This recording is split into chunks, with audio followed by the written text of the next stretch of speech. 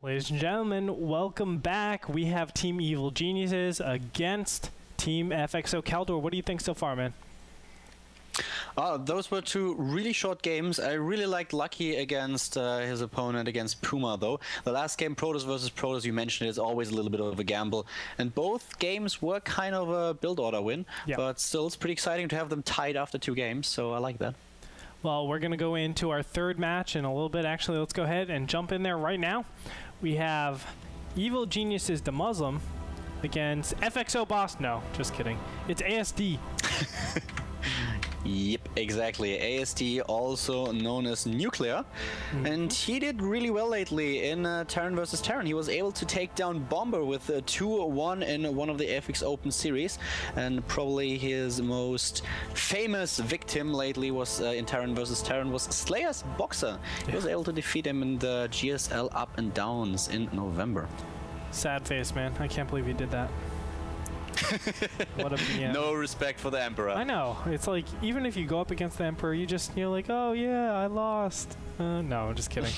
No, I would be terrified to go up against the Emperor any day, but he was able to take him out, and let's be honest, a lot of people have been giving Boxer a lot of, I don't want to say hate, just like he's not going to do well, and then all of a sudden, boom, he like surprised you just when you think he's off the radar, and he just smashed his face. So to beat Slayer's Boxer is a pretty big accomplishment, not only because of his epic StarCraft Brood War career, but right now his StarCraft 2 career is looking really, really good. Oh yeah, it really does. I have to say, for me it was something special because when I first came to Korea, he played the Codec qualifier and allowed me, which was apparently really special, all the Koreans were really surprised by it, he allowed me to record all his games, first person with a video camera. I was standing behind him and saw how he won the Codec qualifier. Then I casted his games in Code A, and after that in the up and down matches it was this awesome situation where his teammate had to win in order to allow him to get into Code S.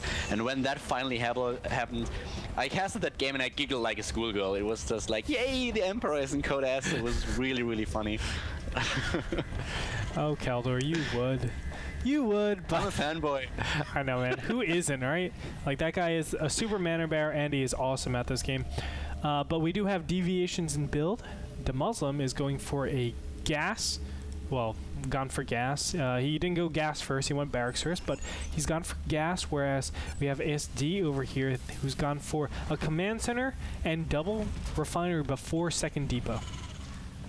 Yeah, exactly. He's going for really fast double gas. And the Muslim with more of a standard build, and we talked a little bit about the map earlier, that it's really huge and kind of easy to defend your second base. So you can definitely get away with the build that ASD is using right now.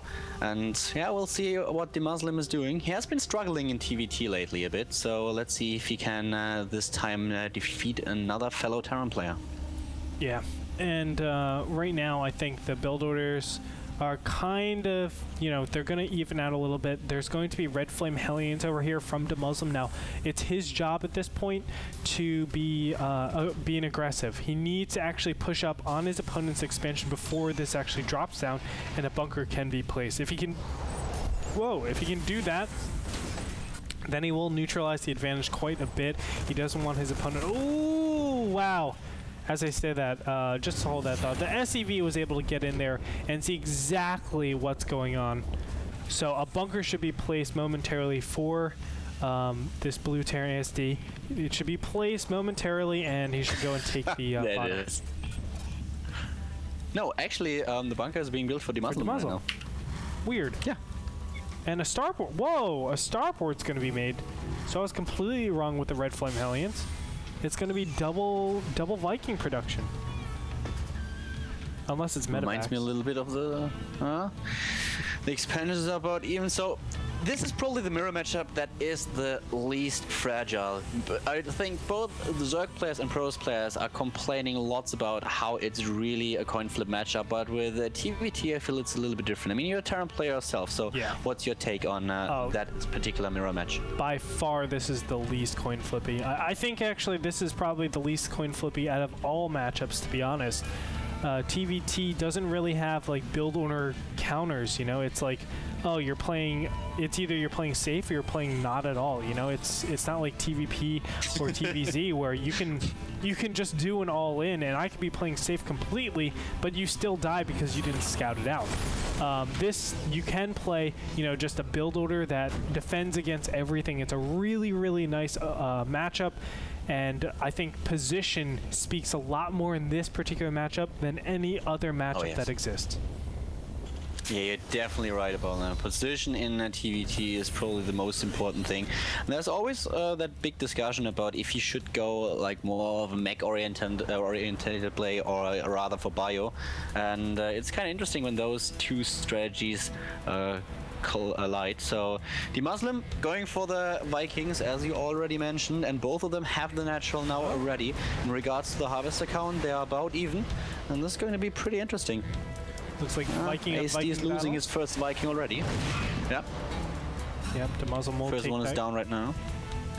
So from here, Muslim is taking his third and fourth gas. I do like that. A lot of times you will have a huge surplus in minerals just because your production isn't at the capabilities of your actual income. So getting that extra gas allows you to tech up to those factories. You can get a lot more factories. You can spend a lot more with your starport, a lot of different things. So I do like the third and fourth gas being added on. For ASD, though, he has gone for just the third gas, and he's focusing more on marine tech. You can see that by the tech labs. The stim is being researched. We're going to have combat shield by the other tech labs. So he's going for a more biocentric army. This is the classic case of bio versus mech. And we have already a huge difference when it comes down to the marine count, as you already observed. We have 13 against 4. Tank count is 3-2 as of yet. And, well, we also have now the concussive shell upgrade lined up, while Blue Flame is being researched for the Muslim, and that will be kind of dangerous to the Marines, obviously. Yeah. But, you know, with the recent nerf, I want to say, to the blue, not recent, but the nerf to Blue Flame Hellions, it does make it a lot harder. It takes 3 shots to kill a Marine with Blue Flame, 4 shots with a Red Flame. So it could be quite difficult sometimes, but you can see that a little bit of contestation for this center, for this obvious Zellnaga tower that is pretty important on a map like Artifice. Yeah, we talked about it when we casted the TVT between Empire and QXG the other day. So this time, once again, we have both players at the side of the map, and that Xelnaga watchtower in the middle is obviously really key when it comes down to detecting your opponent's movements early on and being able to react to them in time. Yep, a little poke in that front takes out that first supply depot, but not going to be that big of a deal. The Muslim, in this case, it looks like he is just going to keep massing up. He is behind in supply ever so slightly. That a lot of times happens, though, when you're going bio against mech. Something important to note, the siege tank count hasn't really been increased by ASD. He's just been going mass bio. You can see a 4th and 5th barracks being added on directly after this command center comes up. So he's been really focusing on this bio. He's getting it like a base tank count just to defend against any all-in pushes. But overall, I do like where he's going. I think mobility is probably a lot stronger this map than position. He has those 2 medivacs as well, so he could try to actually drop in his opponent's main base and make use of his mobility that you just mentioned. And I really like the choice of putting down a sensor tower in his own base to be able to spot potential drop play of his opponent, even though it won't really happen right now. But the Muslim could have tried to drop some Hellions in the main base, so I really like that. Sensor towers are, in my opinion, one of the most valuable tools in the arsenal of a Terran player. And they're sometimes really underused. We see them more often, but still not often enough, I think. I agree. You know, I was talking with a friend, and he said, "Why map hack when you have sensor towers?" LOL. It looks like a little bit. Valid point. A little bit of an engagement right here. Blue Flame Hellions are just trying to poke up. Combat shields and stim just finished. Well, actually, combat shields just finished at the perfect time for those Blue Flame Hellions to be pushing up and trying to pick off some Marines. But nice defense by the Muslim. He is up at, looks like 4 factories at this point. He is getting upgrades. It looks like +1 is being researched. The second armory is being put down. And this is what we see a lot of times coming out from all meching players. It's just you play defensive for so long, and then as soon as you get like that huge siege tank count, you can actually push out and do a lot of damage. And I was just mentioning the sensor towers, and a second later the Muslim throws down 2 of them, so there is now no way that ASD can actually drop into his main base. There are sensor towers in range everywhere. As you said, the kind of a legal map hack. So this is kind of funny. I like that statement a lot, by the way. And yeah, ASD is still ahead in supply by a lot, 25 now. Yep, he's sieging up at the 3rd. This is going to prove to be pretty important for him. Lost a lot of Hellions there. To be so careful. Now, you know, this is going to be kind of difficult, I think, for ASD, just because the siege tank count just goes so heavily towards the Muslim's favor. He can easily repair up his siege tanks as well. It's just so good for him, but these siege tanks are doing a lot of damage. He needs to be so careful. The Muslim needs to slowly edge forward with some siege tanks because his opponent's siege tanks are just doing way too much damage. Yeah, ASD is in a really good position. He had to use a lot of scans though, but at the same time was able to not only to take down a lot of siege tanks from the Muslim, but also kill a lot of blue flame Hellions. He's expanding behind it, and now that he realized that he can't deal any more damage to the Muslim, he's retreating with his army. The damage was done, and he's getting a 5th base at the same time. He's ahead in supply by so much already. Tough spot for the Muslim. Yes, indeed. Looks like this one sensor tower is going to get picked. Nope, he doesn't see it. Never mind. There you go. Sensor tower is going to get picked off.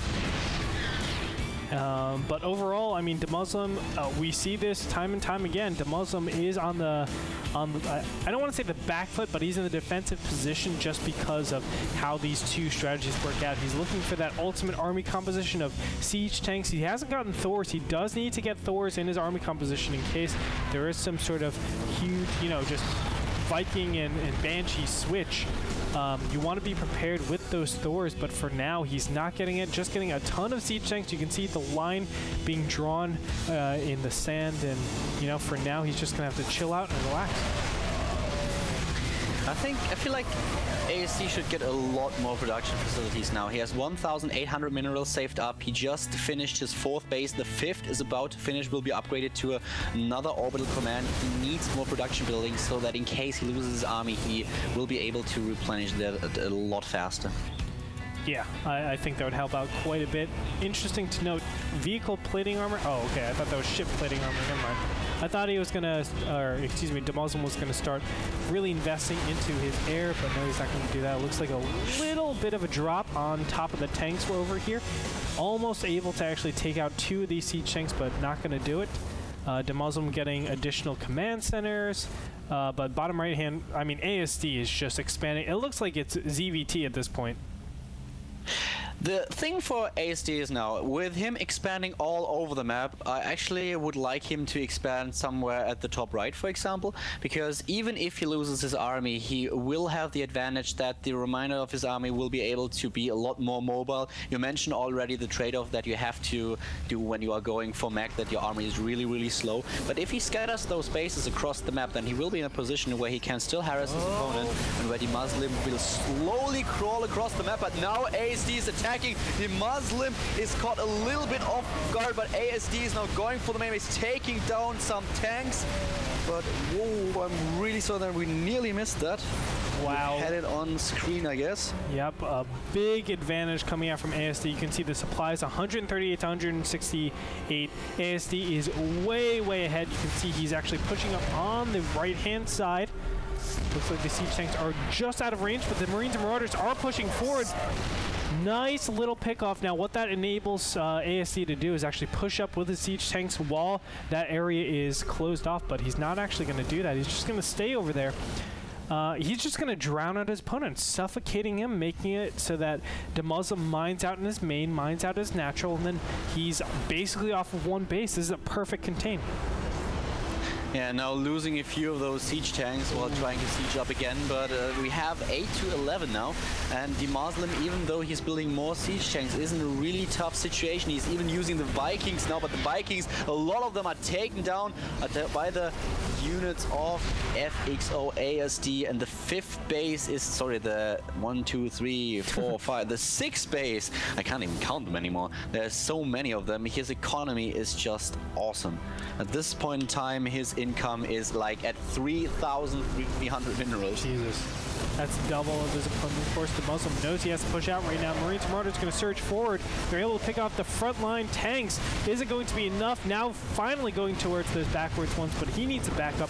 A single Thor is out for ASD, it looks like. In the meantime, those units on the right-hand side, it looks like they're going to back up from here.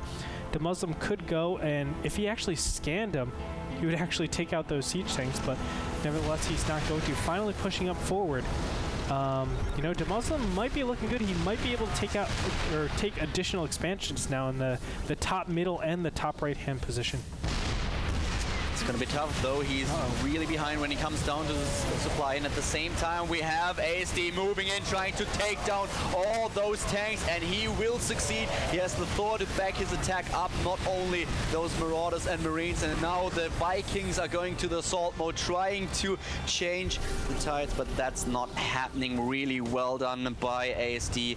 The Muslim is struggling quite a bit, and well, with the new build production facilities for ASD, he's able to rebuild his army just in time.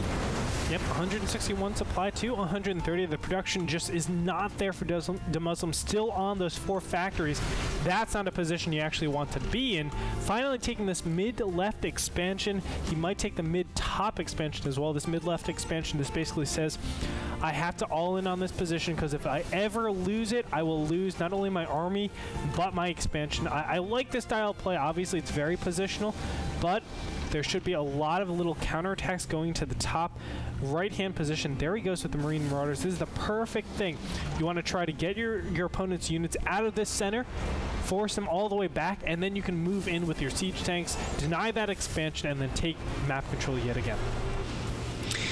And as you mentioned, we have now the Muslim. He is mined out in his main base. He's about to be mined out as is natural. He needs that base. And now ASD is just crawling across the lines of those sensor towers, now finally breaching the border of the sensor tower, detected by the Muslim. 200 supply for ASD, stimming in, and that planetary fortress is not really well defended. It will go down. He's just focusing the planetary fortress. The SCVs are repairing, but it's not enough. It's not enough. It dies. Wow, the Muslim. 2 siege tanks will try to back up these units. There is a orbital command center right next to the planetary fortress that just died, so that'll be at least a saving grace. But look at that gas count, man. I mean, there's so much minerals for the Muslim, but no gas for him at all. Of course, that is a common trend among mech. Big problem, and he's going to continue mining ASAP from that one refinery, but that's exactly what you want to do. You can see that so many tanks were way out of position. I mean, the Muslim cannot defend against everything all at once, and you know, utilizing that fact, you exercise your advantage, which is the mobility. You get your opponent's units out of position, and then you attack the place that is weakest. And that's exactly what ASD is doing again. He is scanning everywhere in order to check where the defenses of the Muslim are the weakest, and now he's trying to drop. And that last attack cost the Muslim so many SCVs. In total, the Muslim lost 33 SCVs to the attack of his opponent, is now down to just 56. Some seconds ago, he was at 45, so his economy is in shatters. And ASD has 5,600 minerals right now. Yeah, and his income per minute is just absolutely insane. Still at 3,000. That just shows you the power of his economy right now. And having 6 bases, it's not something I normally say, having 6 bases. But here we go. It looks like ASD is going to be dropping directly on top of these siege tanks. Nice on siege, but the Marines and Marauders are going to be trailing in from behind. The Vikings will come to clean things up, but the siege tanks, oh my god, so many of them die. SCVs being pulled off the line. Is it going to be enough? It will back up his opponent, but the Muslim again gets his expansion denied. And this is just getting worse and worse. Now's the big push in with Siege Tanks, Marines, and Marauders. He's going to get great position on all of these Siege Tanks. Is it going to be enough? He can clean up the Siege Tanks, and now he can just start firing away on that one command center in the middle left-hand position. Great push out by ASD. DeMuslim in a really bad position. Yeah, especially since just as you finish that sentence, +3 armor finishes for the bio of ASD. He's now on 3 upgrades, and DeMuslim only has 1 for his mech army. He's now desperately trying to save that base, but suiciding basically into those tanks because he can't really keep up with the production of ASD, and all the Marines are now streaming in. He's going for it. 174 supply against 103. A part of the army of ASD is off way to the right side of the map, but he doesn't really need it anyways, so it does not look like DeMuslim will be able to win that third game in favor of Evil Genius. Ooh. He's down half the supply. Here's the big drop onto all those Siege Tanks. GG comes out from DeMuslim.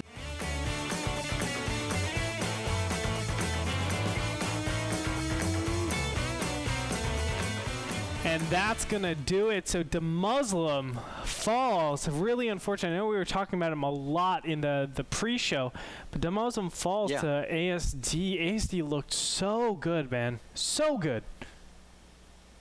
Yeah, he played really well. A very solid game. And well, there was not really much that DeMuslim could do. There weren't any big holes in the play of ASD. So a really solid play by the Terran player from Team FXO. Yeah, obviously, I mean, the harass was just incredible. It was impeccable micro. He was able to take advantage of every single positional gap that DeMuslim had.